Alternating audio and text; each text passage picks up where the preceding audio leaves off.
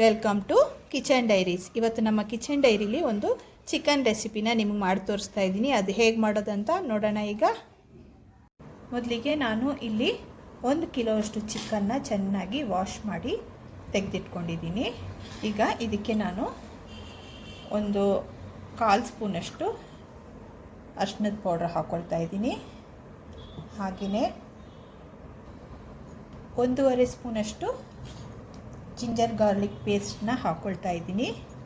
ಹಾಗೆಯೇ ಒಂದು 2 ಸ್ಪೂನಷ್ಟು ಚಿಲ್ಲಿ ಪೌಡ್ರನ್ನು ಹಾಕ್ಕೊಳ್ತಾ ಇದ್ದೀನಿ.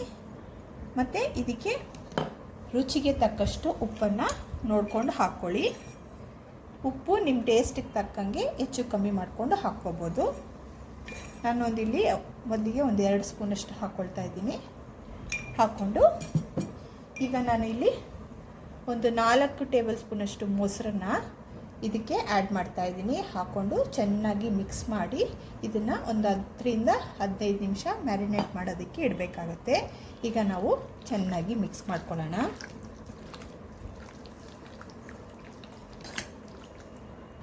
ನೋಡಿ, ಚೆನ್ನಾಗಿ ಮಿಕ್ಸ್ ಮಾಡ್ಕೊಂಡಿದ್ದೀನಿ. ಈಗ ಇದನ್ನು ಕ್ಲೋಸ್ ಮಾಡಿ ಒಂದು 15 ನಿಮಿಷ ಹಾಗೆಯೇ ಮ್ಯಾರಿನೇಟ್ ಮಾಡೋದಕ್ಕೆ ಬಿಡೋಣ. ಈಗ ನಾನು ಇಲ್ಲೊಂದು 5 ಟೊಮ್ಯಾಟೋನ ಚೆನ್ನಾಗಿ ವಾಶ್ ಮಾಡಿ ಈ ಥರ ದೊಡ್ಡ ದೊಡ್ಡ ಪೀಸ್ಗಳಾಗಿ ಕಟ್ ಮಾಡಿ ಇಟ್ಕೊಂಡಿದ್ದೀನಿ. ಈಗ ಇದನ್ನು ನಾನು ಒಂದು ಮಿಕ್ಸಿ ಜಾರ್ಗೆ ಹಾಕಿ ಟೊಮ್ಯಾಟೊ ಪ್ಯೂರಿನ ರೆಡಿ ಮಾಡ್ಕೊಳ್ತಾ ಇದ್ದೀನಿ. ಇದನ್ನು ನೀವು ಟೊಮ್ಯಾಟೊ ಪ್ಯೂರಿ ಆಗು ಮಾಡ್ಕೋಬೋದು ಅಥವಾ ಗ್ರೇಟರಲ್ಲಿ ಗ್ರೇಟ್ ಮಾಡ್ಕೋಬೋದು. ಎರಡರಲ್ಲಿ ಯಾವುದಾದ್ರು ಒಂದನ್ನು ಮಾಡ್ಕೋಬೋದು. ಆದರೆ ಇದಕ್ಕೆ ಹಾಕ್ಕೊಳ್ಳೋದ್ರಿಂದ, ಗ್ರೈಂಡ್ ಮಾಡೋದ್ರಿಂದ ತುಂಬ ಚೆನ್ನಾಗಿ ಬರುತ್ತೆ ಗ್ರೇವಿ ಸ್ವಲ್ಪ. ಹಾಗಾಗಿ ಇದನ್ನು ಗ್ರೈಂಡ್ ಮಾಡ್ಕೊಳ್ತಾ ಇದ್ದೀನಿ. ಟೊಮ್ಯಾಟೋನ ಗ್ರೈಂಡ್ ಮಾಡಿ ಪ್ಯೂರಿ ಮಾಡಿ ಇಟ್ಕೊಂಡಿದ್ದೀನಿ. ಈಗ ಇದು ಸೈಡಲ್ಲಿರಲಿ. ಈಗ ನೋಡಿ, ನಾನು ಇಲ್ಲಿ ಒಂದು 3 ದೊಡ್ಡ ಸೈಜಲ್ಲಿರೋ ಈರುಳ್ಳಿನ ಸಣ್ಣದಾಗಿ ಕಟ್ ಮಾಡಿ ಇಟ್ಕೊಂಡಿದ್ದೀನಿ. ಹಾಗೆ ಇಲ್ಲಿ ಸ್ವಲ್ಪ ಒಗ್ಗರಣೆಗೋಸ್ಕರ ಸ್ವಲ್ಪ ಮಸಾಲೆ ಐಟಮ್ಗಳನ್ನ ತೊಗೊಂಡಿದ್ದೀನಿ. ಇಷ್ಟೇ ರೆಡಿ ಮಾಡಿ ಇಟ್ಕೊಂಡಿರೋದು. ಈಗ ಹೇಗೆ ಮಾಡೋದಂತ ನೋಡೋಣ. ಸ್ಟವ್ ಮೇಲೆ ಒಂದು ಕಡಾಯಿ ಇಟ್ಕೊಂಡಿದ್ದೀನಿ. ಇದಕ್ಕೆ 2 ಟೇಬಲ್ ಸ್ಪೂನಷ್ಟು ಎಣ್ಣೆನ ಸೇರಿಸ್ಕೊಳ್ಳೋಣ. ಎಣ್ಣೆ ಚೆನ್ನಾಗಿ ಬಿಸಿ ಆಗಬೇಕು. ಈಗ ಎಣ್ಣೆ ಚೆನ್ನಾಗಿ ಬಿಸಿಯಾಗಿದೆ. ಈಗ ನಾವಿಲ್ಲಿ ತೆಗೆದಿಟ್ಕೊಂಡಿದ್ದೀವಲ್ಲ ಮಸಾಲೆ ಐಟಮ್, ಅದನ್ನು ಎಣ್ಣೆಗೆ ಸೇರಿಸ್ಕೊಳ್ಳೋಣ. ಈಗ ನೋಡಿ, ಗಮ್ ಅಂತ ಸ್ಮೆಲ್ ಬರ್ತಿದೆ. ಈ ಟೈಮಲ್ಲಿ ನಾವು ಕಟ್ ಮಾಡಿ ಇಟ್ಕೊಂಡಿರೋ ಈರುಳ್ಳಿನ ಸೇರಿಸ್ಕೊಂಡು ಗೋಲ್ಡನ್ ಬ್ರೌನ್ ಆಗೋವರೆಗೂ ಚೆನ್ನಾಗಿ ಹುರ್ಕೋಬೇಕು.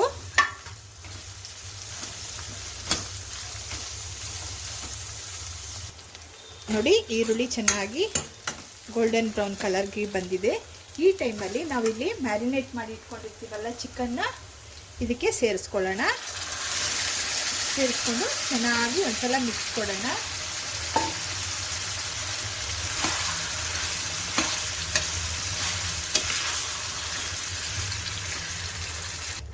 ಮಿಕ್ಸ್ ಮಾಡಿದ್ಮೇಲೆ ನಾನಿಲ್ಲಿ ಒಂದು 1/2 ಸ್ಪೂನಷ್ಟು ಕಾಶ್ಮೀರಿ ಚಿಲ್ಲಿ ಪೌಡ್ರು ಕಲರ್ಗೋಸ್ಕರ ಹಾಕ್ಕೊಳ್ತಾ ಇದ್ದೀನಿ. ಹಾಗೆ ಒಂದು 1/2 ಸ್ಪೂನಷ್ಟು ಪೆಪ್ಪರ್ ಪೌಡ್ರನ್ನ ಸೇರಿಸ್ಕೊಳ್ತಾ ಇದ್ದೀನಿ. ಮತ್ತು ಒಂದು 2 ಹಸಿಮೆಣಸಿನ್ಕಾಯಿನ ಇದ್ರ ಜೊತೆಗೆ ಸೇರಿಸ್ಕೊಂಡು ಚೆನ್ನಾಗಿ ಮಿಕ್ಸ್ ಮಾಡ್ಕೊಳ್ಳೋಣ. ಖಾರ ಕಡಿಮೆ ತಿನ್ನೋರು ಹಸಿಮೆಣಸಿನ್ಕಾಯಿನ ಅವಾಯ್ಡ್ ಮಾಡ್ಬೋದು, ಅದು ಆಪ್ಷನಲ್ಲು. ಈಗ ನೀಟಾಗಿ ಒಂದ್ಸಲ ಮಿಕ್ಸ್ ಮಾಡಿ ಸ್ಟವ್ ಫ್ಲೇಮ್ನ ಸಿಮ್ ಮಾಡಿ ಹಾಗೆಯೇ ಒಂದು 2 ನಿಮಿಷ ಹಾಗೆಯೇ ಕ್ಲೋಸ್ ಮಾಡಿ ಬೇಯಿಸ್ಕೊಳ್ಳೋಣ. ಈಗ ನೋಡಿ, ಒಂದು 10 ನಿಮಿಷ ಆಗಿದೆ. ಓಪನ್ ಮಾಡಿ ನೋಡೋಣ. ಈಗ ಮಸಾಲೆ ಎಲ್ಲ ಚೆನ್ನಾಗಿ ಚಿಕನಲ್ಲಿ ಹಿಡಿದಿದೆ ನೋಡಿ. ಈಗ ಒಂದ್ಸಲ ನೀಟಾಗಿ ಮಿಕ್ಸ್ ಮಾಡಿ ಕೊಟ್ಟು ನಾವಿಲ್ಲಿ ಗ್ರೈಂಡ್ ಮಾಡಿ ಇಟ್ಕೊಂಡಿರ್ತೀವಲ್ಲ ಟೊಮ್ಯಾಟೊ ಪ್ಯೂರಿನ ಇದಕ್ಕೆ ಸೇರಿಸ್ಕೊಳ್ಳೋಣ.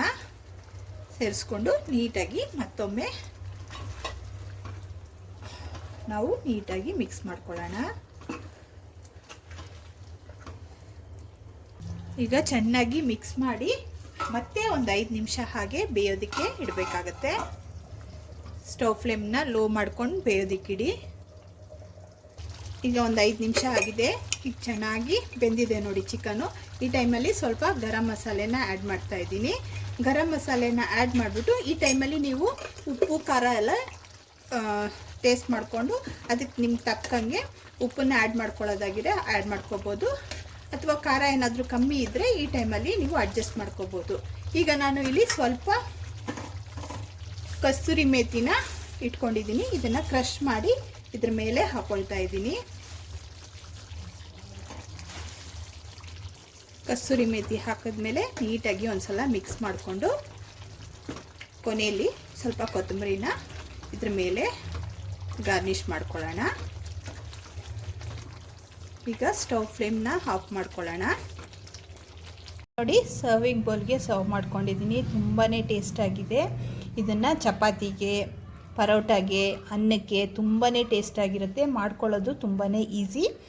ಒಂದು ಅರ್ಧ ಗಂಟೆಯಲ್ಲಿ ಈ ಚಿಕನ್ನ ರೆಡಿ ಮಾಡಿ ತೊಗೋಬೋದು. ಮತ್ತು ಟೇಸ್ಟ್ ಮಾತ್ರ ತುಂಬಾ ಚೆನ್ನಾಗಿರುತ್ತೆ.